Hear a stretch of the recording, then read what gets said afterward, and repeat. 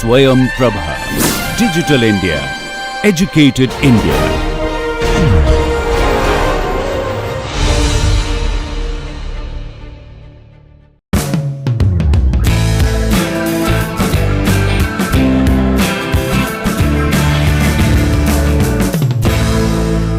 Hi and welcome to lecture 3 of module 7, where we are considering ordinary differential equations initial value problem. So far in the first 2 lectures we have looked at what we mean by the numerical solution of ordinary differential equations. We considered Euler's methods, Euler's implicit and Euler's explicit method, and then in the previous lecture, lecture 2, we moved on to Runge-Kutta method. Specifically we talked about the second order RK method. Okay. So let me just go over some of the results of the RK2 method that we derived in the previous lecture.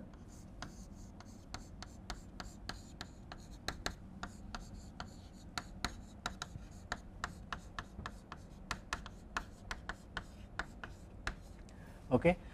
So the RK2 method in we are going to obtain our yi plus 1 is going to be equal to yi plus h multiplied by some slope s computed explicitly based on the values of yi and ti.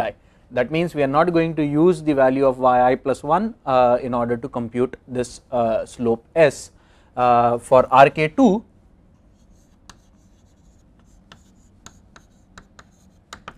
we chose the slope s as a weighted sum of the slopes computed at 2 specific points within the overall interval. So s, we wrote that as equal to w1 k1 plus w2 k2, okay, where k1 was equal to function f computed at yi comma ti, and k2 was f computed at yi plus some value q multiplied by h multiplied by k1,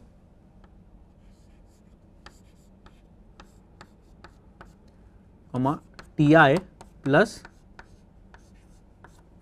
some value p multiplied by h. Okay. So that was our k1 and k2, and the conditions that we derived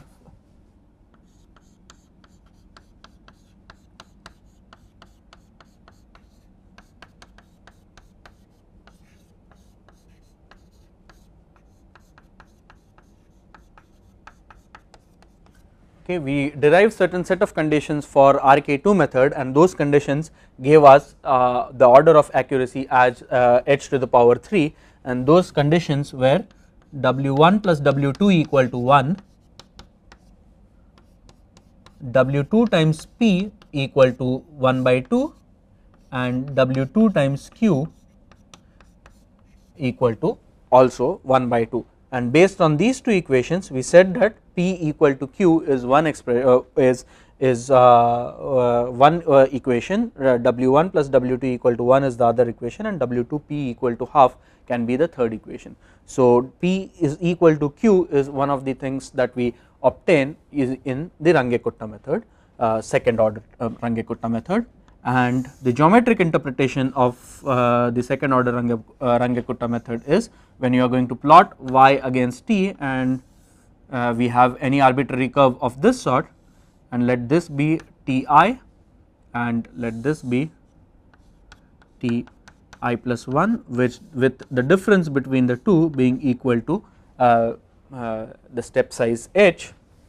At that time k1 is nothing but the slope computed at this particular location, and that slope is represented by this particular yellow line, and that is going to be our k1. Okay. And we take certain point not at an arbitrary location, but maybe this particular line does not exactly represent the slope very well. Perhaps I will just redraw that line.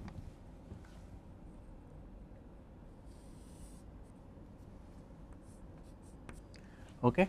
So now we have this particular guy as k1, and then what we said is now we select one point, and this particular condition tells us that this particular point is going to be selected somewhere along this line, not at an arbitrary location in this rectangle, but somewhere around that line, perhaps over here, and then we compute the slope at that particular x at that particular point, and that slope, let us say, is this guy, and that is going to be our k2, okay. And thus the value of s that we are going to consider is going to be a weighted average of k1 and k2, and that value might look somewhat like this, and this is going to be the point yi plus 1 that we will get,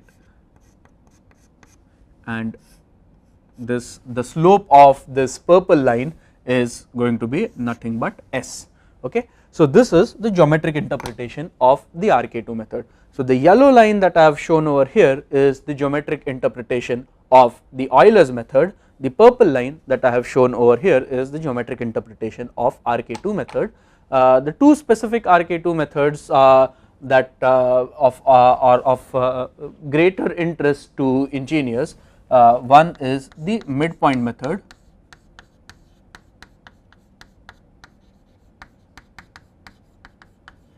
in midpoint method we had chosen our p equal to half, so our q also was equal to half, w2 was equal to 1 and w1 was equal to 0. So p equal to q equal to half, w2 equal to 1, w1 equal to 0 was the midpoint method, and the other method was Yoon's method,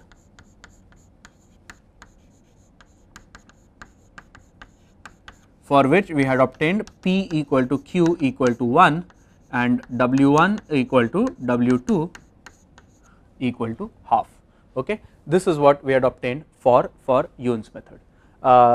In the previous lecture, what I had mentioned but not really expounded on it was that in some ways the idea behind Yoon's method is kind of collinear or similar to the idea behind the trapezoidal method, and let us see why I made that particular statement. So let us consider the case where this particular function f of yi comma ti was not a function of yi explicitly, but it was only a function of ti. If that is the case,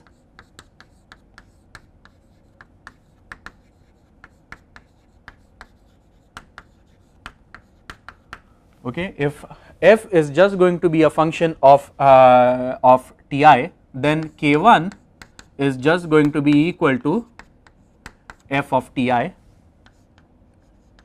For Yoon's method we are talking about, k2 is going to be nothing but f of ti plus ph, and p for Yoon's method is equal to 1, and so that is going to be ti plus h, okay. So f is going to be ti plus h, which is nothing but f of ti plus 1, okay. So our s is going to be half multiplied by k1 plus half multiplied by k2, which is f of ti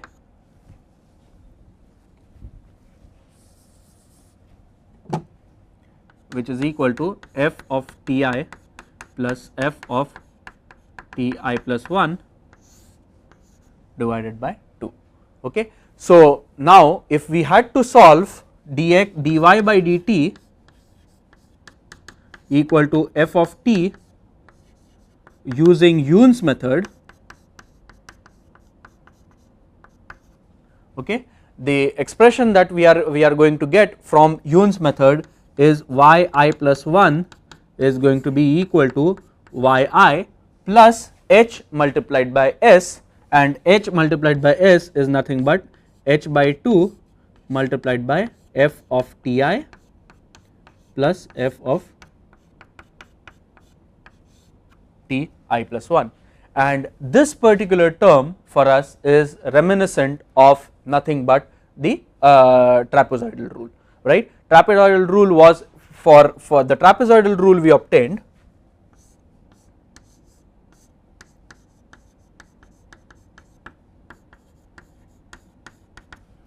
The trapezoidal rule we had obtained as follows: dy is going to be f of t dt, and then we integrate this from ti to ti plus 1, and this is going to go from yi to yi plus 1, and the trapezoidal rule would give us yi plus 1 minus yi is approximately equal to h by 2 multiplied by f of ti plus 1 plus f of ti,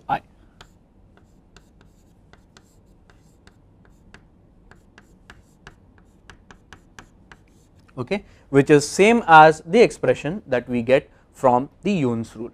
Okay. So, for this reason I had made a statement that Yoon's method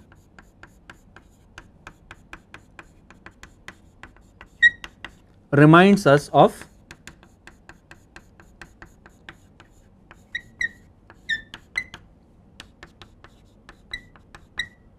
trapezoidal rule.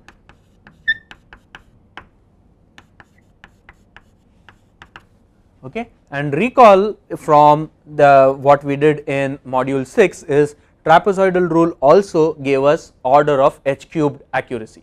Okay. It is actually not really the Yoon's method reminds us of trapezoidal rule. Originally the Yoon's method was developed as a predictor corrector method, and we are going to talk about that later on in this particular lecture in a few minutes from now, what the predictor corrector form of the Yoon's method.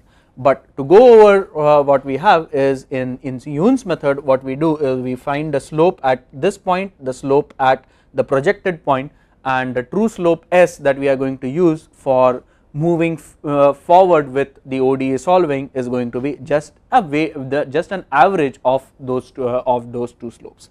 Okay, that is about the Yoon's method. Before going on to the predictor character idea of Yoon's method, let us very quickly go over the Euler's method and derive the expression for accuracy of Euler's method. So yi plus 1 is, if we do a Taylor series expansion of for yi plus 1, that is going to be equal to yi plus h multiplied by f of yi comma ti plus h square by 2 factorial multiplied by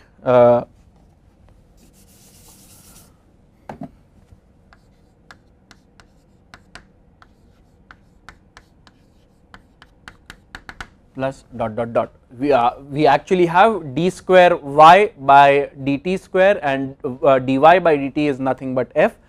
This is the derivation that we had actually done in the previous lecture. So I am just using shorthand over here. Okay. So now if we drop these terms,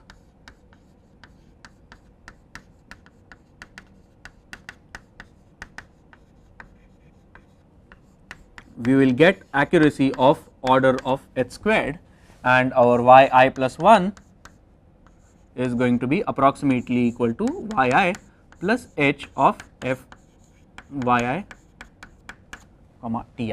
Okay. And we have dropped these terms, so the accuracy of the Euler's explicit method is of the order of h squared. Okay. So the Euler's explicit method is h squared accurate, whereas the RK2 method is h cubed accurate that we had derived in the previous lecture. Like trapezoidal rule, our Yoon's method also is h cubed accurate. So to summarize the accuracies,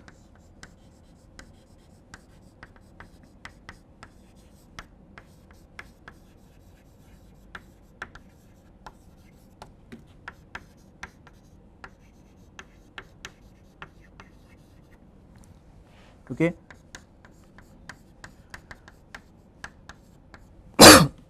Euler's method that we just derived is accurate to the order of h squared. RK2 that we derived in the previous lecture is accurate to the order of h cubed, the best RK3 method is accurate to the order of h to the power 4.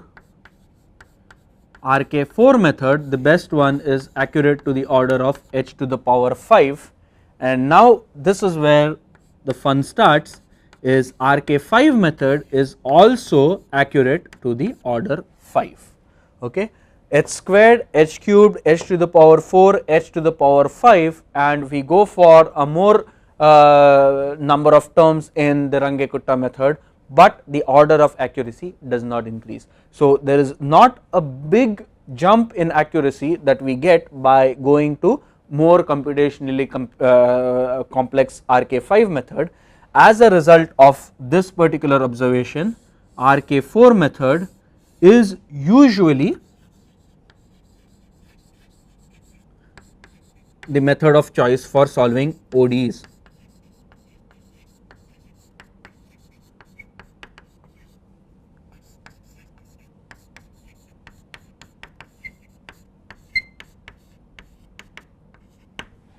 Okay.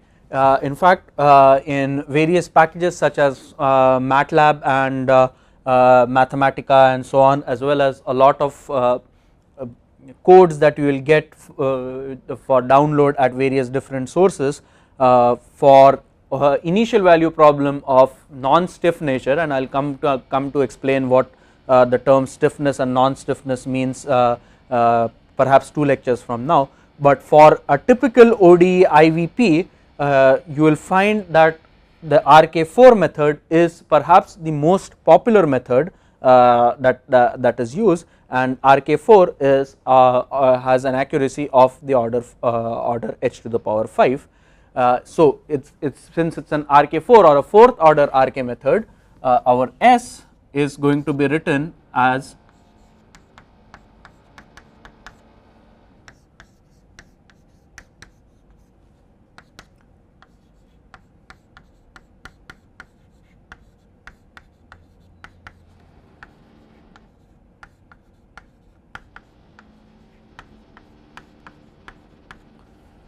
W1 K1 plus W2 K2 plus W3 K3 plus W4 K4, okay, where K1 is going to be written as f of yi comma ti,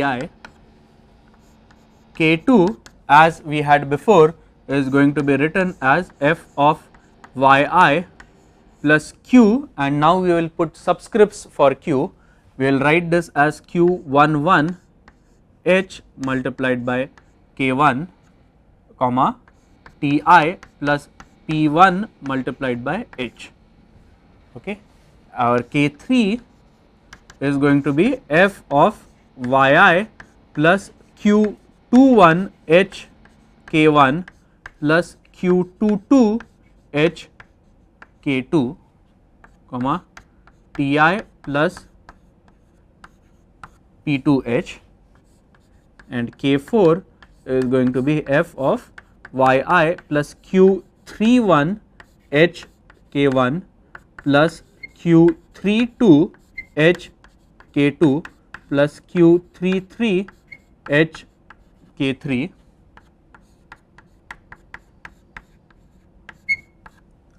P3h. Okay. So what we do is we compute slope at 4 different locations within Ti and Ti plus 1. Okay. So if we go back to this particular figure that we have drawn, we will compute K1 at this particular point, then we choose a point in this rectangle, an arbitrary point in this rectangle, find the slope K2. Based on the slope K1 and based on the slope K2, we find out another slope K3 at another arbitrary point, and that arbitrary point will lie in this particular rectangle. Okay. So the third point will lie in that particular rectangle, and find the slope at that particular point K3. Okay. And another point, 4th point, will also lie in that in another rectangle so constructed, and that slope will be K4, and the final S that we are going to use in order to compute the term yi plus 1 is going to be a weighted sum of k1, k2, k3 and k4. Okay. The most typical RK4 method that's often used has W1 equal to 1 by 6, W2 and W3 equal to 1/3 and W4 equal to 1 by 6 again. So common slash typical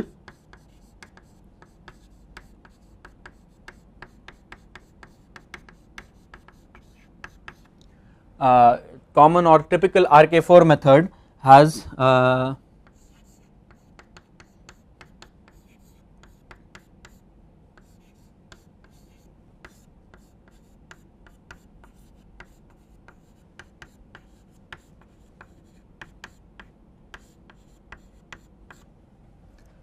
k1 plus 2k2 plus 2k3 plus k4. K1 of course is f of yi comma ti. K2, just like the midpoint method, K2 is going to be f computed at yi plus h k1 by 2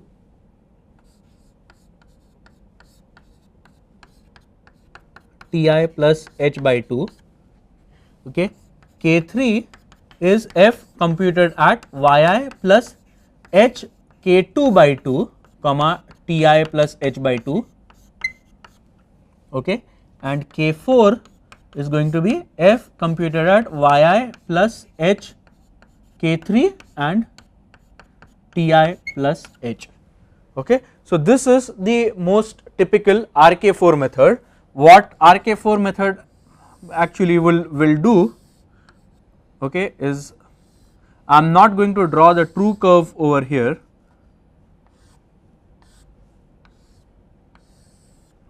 Okay, this is ti, this is ti plus 1 and let us say this is our yi. Okay. So our first slope is nothing but slope of that curve, let us say that curve is somewhat like this, then our first k1 is going to be just f of yi comma ti. Okay. So let us say k1 is actually shown by this particular white line. Okay. So now K2 is going to lie, because our Q11 and P1 are both equal, our K2 is actually going to lie on this particular line itself, and K2 is lying actually on the midpoint. So K2 is computed actually at the midpoint. So K2 is actually computed at the central point over here. Okay. And K2 is going to give us a slope at this particular central point. So let us say K2 is given by this yellow line. So what we do is then we go back and then we project that yellow line over here, and we will get that particular yellow line looking somewhat like this. K3 is going to be a point computed again at the midpoint, but this midpoint is now computed using the slope K2. So the K3 is computed, okay, on the same vertical line over here, but at this particular location, and that is going to be the value K3, and let us say for argument's sake K3 looks somewhat like this. So we go back to this particular point and then project K3 again.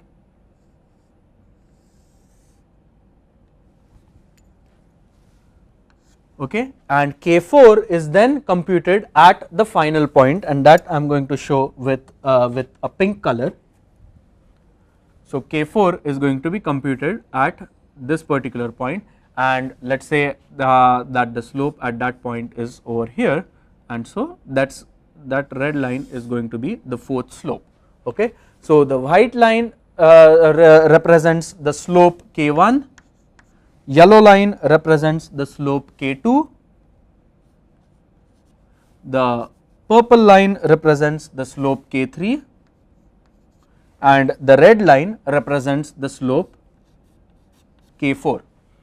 Okay. And the final S that we are going to use in order to compute yi plus 1 is going to be K1 plus 2 times K2 plus 2 times K3 plus K4, the whole thing divided by 6. Okay. So that is the geometric interpretation of the simplest of RK4 methods. Okay. in one of the summary lectures I will go over the various different types of RK4 methods that people have actually come up with over the last 60-70 years. So now what I will do is I will go on to Microsoft Excel and solve the specific problem of the PFR. The PFR problem, the design equation that we had solved,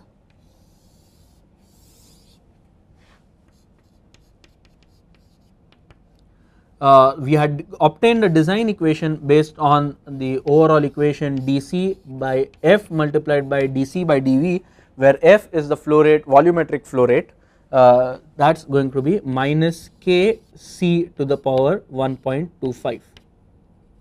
Okay. So that was the overall expression, and then we converted that through straightforward techniques. We had converted that to get give ourselves the design equation V equal to F times Ca0, which we had called Fa0, multiplied by integral from 0 to x dx divided by minus r of x.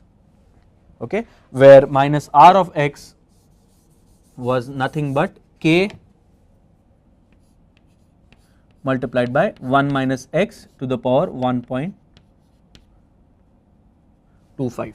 Okay, and then we had plotted f Ca0 divided by k multiplied by 1 minus x to the power 1.25. we plotted that against x, and the area under that curve that we calculated was equal to V.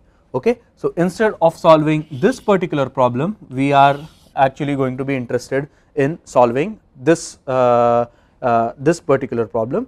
And if you recall, in the previous module, the value of f Ca0 divided by k, we had taken that equal to 2. So and Ca0 was equal to 1. So what we had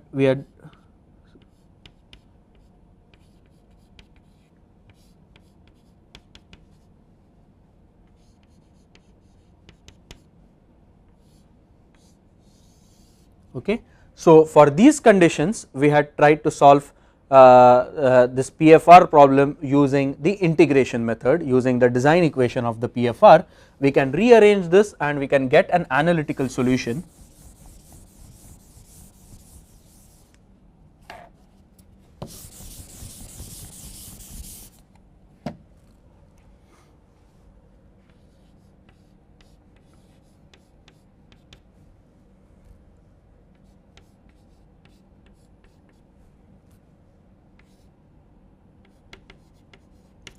Okay, and k by f for Ca0 equal to 1, k by f is nothing but 1 by 2. So this we can write as c to the power 1.25 divided by 2, and we can just rearrange that and we can write dc, and I forgot the minus sign over there, dc, negative of dc divided by c to the power 1.25 is going to be equal to dv by 2. And then when we are going to integrate this, we are going to get c to the power minus 0.25 divided by 0.25. Okay, there will be a minus sign over here and there is a minus sign over here, that is going to be equal to v by 2, and c going from Ca0 to the value Ca. Okay, and then if we rearrange this entire thing, we will get Ca to the power minus 0.25 minus Ca0 to the power minus 0.25 is going to be equal to 0.25 multiplied by V by 2, that is going to be V by 8, okay, plus Ca0 to the power minus 0.25, okay, and so Ca to the power minus 0.25 is going to be equal to this term, and then we will divide by minus 0.25 in the exponent over there, and we will get this as Ca equal to Ca0 to the power minus 0.25 plus V by 8, where V is the volume of the PFR, whole raised to the power of minus 4. Okay. So that is the analytical solution, and this is the problem that we will try to solve numerically, and using the Euler's method, using the Runge-Kutta second order method, and then we will compare the results that we are obtained from the two methods. Okay. So now we will go on to Microsoft Excel and we will try to solve this particular problem. So now the problem that we are going to solve is dc by dv was equal to minus c to the power 1.25 divided by 2. Okay. That is the expression that we have just derived a few minutes ago on the board. Okay. So I will write that down. dc divided by dv is going to be equal to minus c to the power 1.25 divided by 2.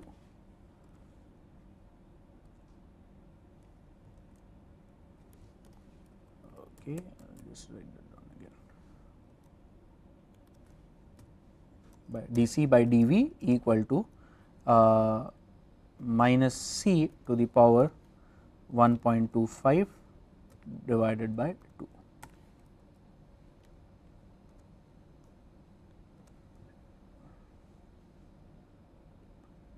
Okay, and I will just format cells and make that superscript.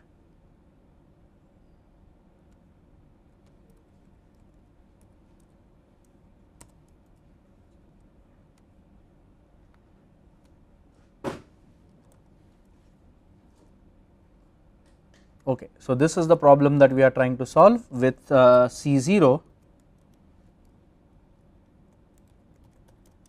equal to 1.0. Okay, so that is the problem that we are trying to solve, and let us get the true solution.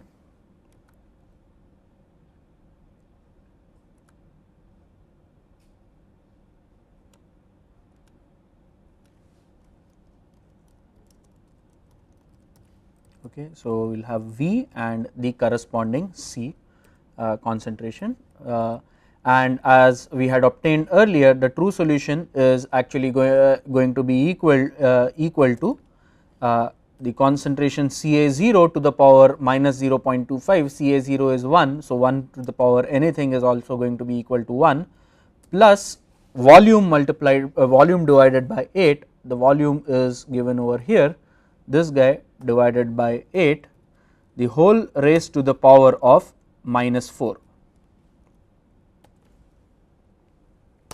Okay, so that was the value that we had obtained.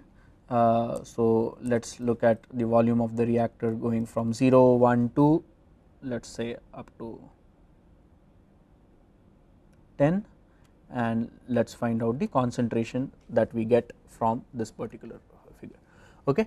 Now let us try to see what values we had derived in the lecture on integration. At that particular case, what we had said is we need to find out the volume that gives the conversion of 90%.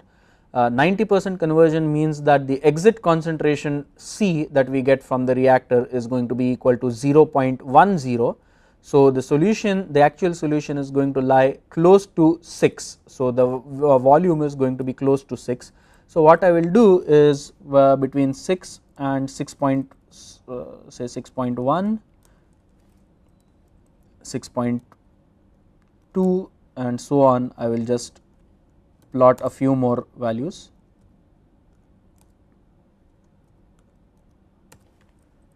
Okay, and 6.3 as well, and let us see what values we get over here.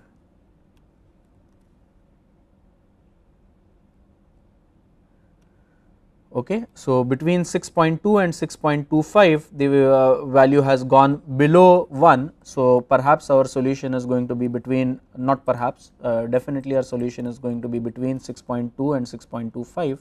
So let us try to actually get that solution also. So 6.2, 6.21, 6.22, 6.23, and so our solution is somewhere between 6.22 and 6.23. Okay, and let us go and look at what our Newton-Cotes integration formula had given us as the volume that will give us 90% conversion. And the Newton-Cotes formula, the 1/3 rule, the results that we got was 6.2262.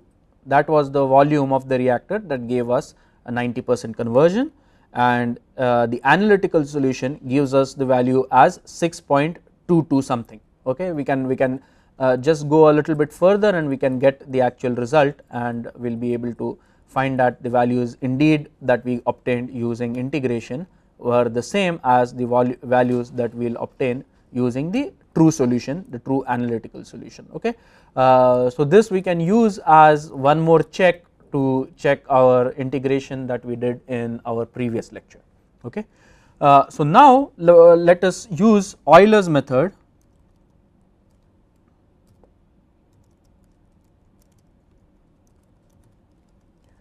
Okay, Euler's explicit method with certain value of h. Let's choose the value of.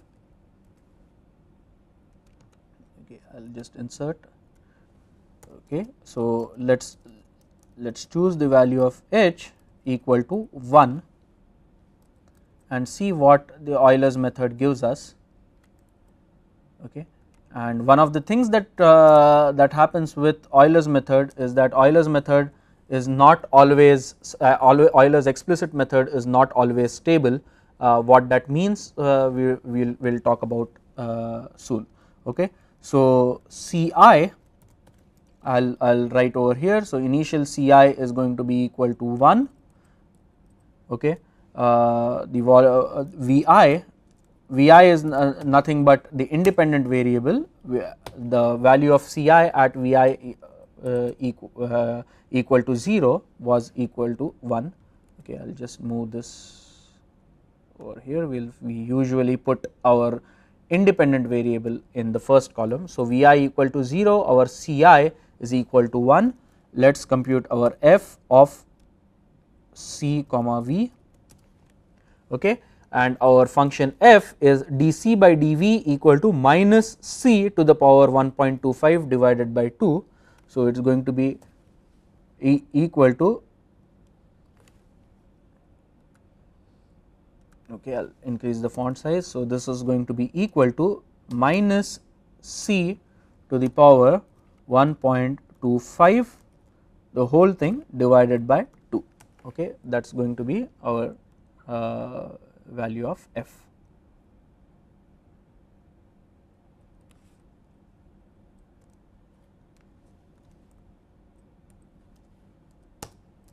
Okay, so the value of f is going to be minus 0.5.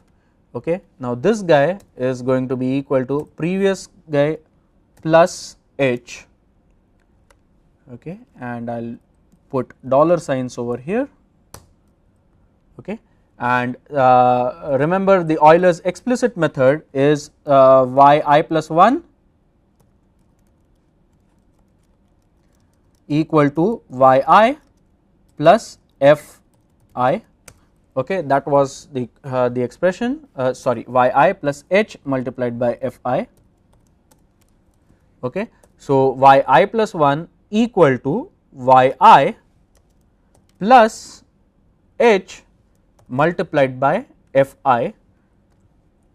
Now we will go and put dollar signs in front of h, so that when we drag and drop this we do not have to go and change our h. Okay, and now we will just drag it down up to 10. Okay, and then drag this f value below. Okay, and we will just go ahead and check what we see with this. So f2 is going to be sorry, C2 is going to be nothing but C1 plus h multiplied by f1. Okay, that is what we get over here. Now we will check the value of f of Ci comma Vi. Of course, f of Ci comma Vi again we get as negative Ci to the power 1.25 divided by 2. Okay, so this is what we get. Okay. Now, if we compare the Euler's explicit method, the errors that we get with the true solution, we see that there are some amount of errors between the true solution and the Euler's explicit method. So, we will just plot the errors over here. So, errors are going to be equal to the absolute value of the difference between Ci true minus Ci that is obtained from the numerical solution divided by the Ci true. Okay. So, that is the error of course right in the beginning the error is 0, and as we proceed further the error is, so this is the relative error, and the relative error is actually as high as, so it starts with 20%, goes to approximately 30%, and eventually we get error as high as 40% using the Euler's explicit method if we choose h equal to 1. Okay. So, this is what we get with Euler's explicit method for h equal to 1.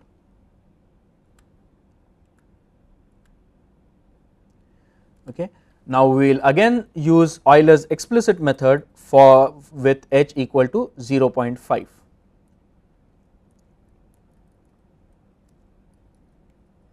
Okay. So, what we will do is h will redo this for h equal to 0.5,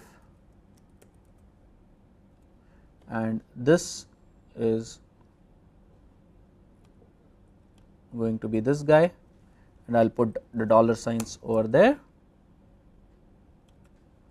Okay. Our f is again correct. Now, let us get our Ci plus 1 that we have.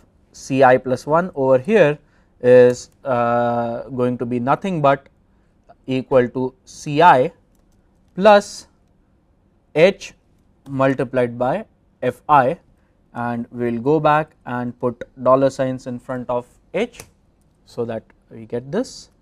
We just drag and drop this over here, and we will do this over here as well. Okay. Drop this over there, and we will just copy this down.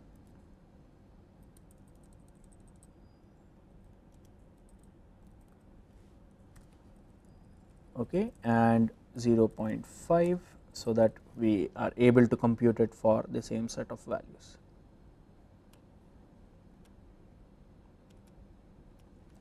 Okay, and these are the errors that we get with h equal to 0.5. Okay, now if we compare the errors that we are getting for the Euler's method using h equal to 1, I will just copy this and put them over here.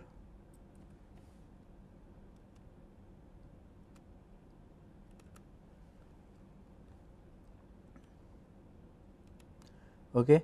So, at the volume equal to 1, the error using the h equal to 0.5 in Euler's explicit method is almost 8%, whereas it was almost 20% using h equal to 1. For this guy, the error is again half of what we obtained using h equal to 1, so on and so forth. Okay. So, this is what we see for h equal to 4, again the error is 38%, whereas error using h equal to 0.5 at volume equal to 4 is approximately 18%. So, error is approximately half using h equal to half compared to h equal to 1, and what we will do is we will just carry it out until 10.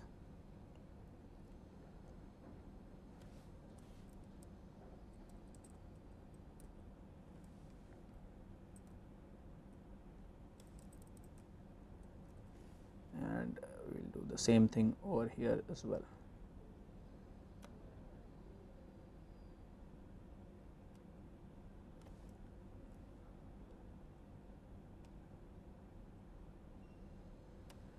Okay, and these are the errors that we get. Okay, and the Euler's explicit method we will repeat it once again for h equal to 0.25, and then we will do the plots.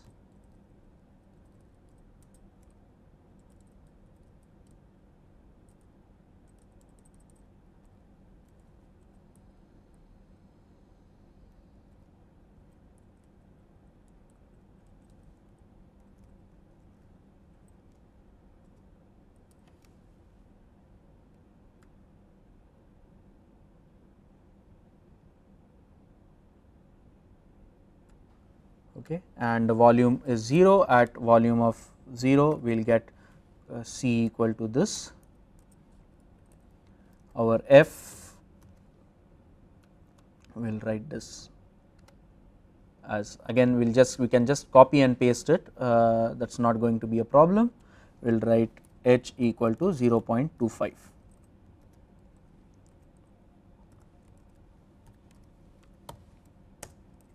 Okay, and next value of V is going to be Vi plus 1 is going to be Vi plus H, and then we will again put, as we have been doing always, we will put dollar signs over there, so that when we drag and drop we do not get any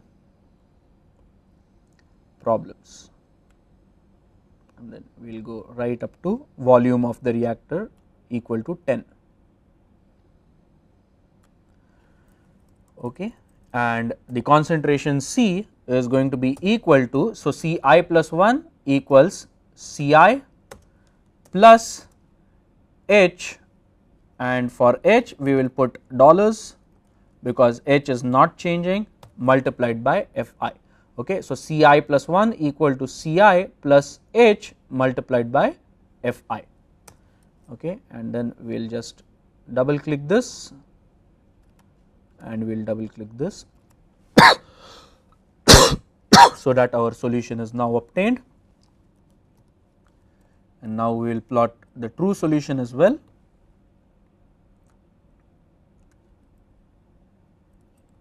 Okay, and the true solution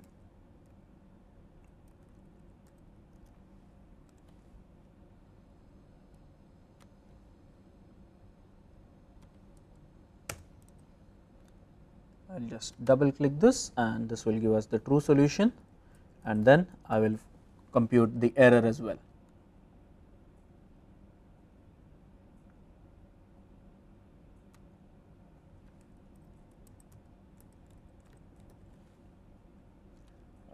Okay, yes, and we have the computation at error over here, and error is the absolute value of true solution minus the numerical solution divided by the true solution.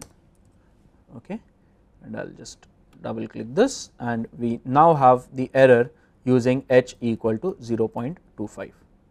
Okay. So, now what I will do is create a plot of how the error changes with volume for the 3 different H values. So, I will choose this as our x axis, I will choose this error as the y axis. I will click on insert, and then we want a scatter plot, and this we want it connected by smooth lines. Okay, so this is going to be our scatter plot. I will increase the font sizes now.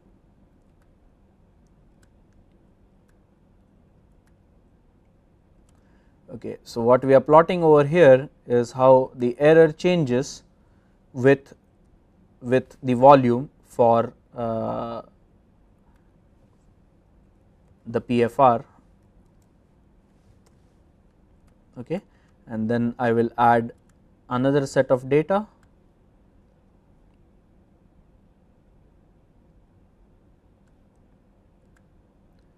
The x values, these are the x values.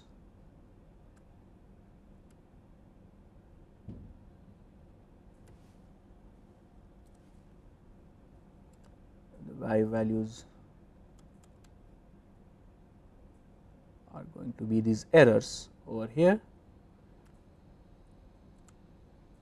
and okay. So, the second series is Euler's method using H equal to 0.5, and we will add one more series with errors using 0.25.